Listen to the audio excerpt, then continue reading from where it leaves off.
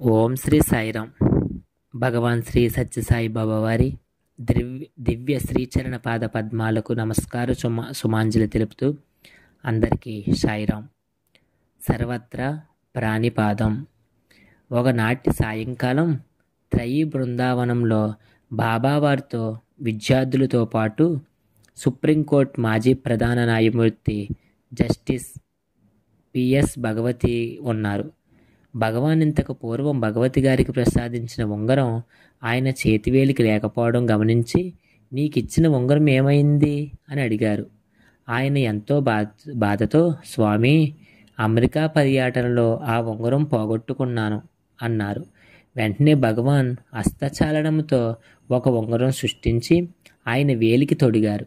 అదే ఉంగరం అవునో కాదో చూసుకో అన్నారు. భగవాన్, అవును స్వామి, ముమ్మాటికి అదే ఉంగరం అంటూ ఆయన హర్షాతిరేకానికి వ్యక్తం చేయగా, భగవతి, ఇప్పుడే చెప్పావు కదా, సర్వత్ర పాణిపాదం తత్ సర్వతోక్షి శిరోముఖం అన్నట్లు స్వామి అంతటా ఉన్నారని అంటూ భగవాన్ చిరునవ్వులు చిందించారు. భగవాన్ శ్రీ సత్యసాయి బాబా వారి దివ్య శ్రీచరణ పాదాలకు నమస్కారం. ఓం శ్రీ సాయిరామ్.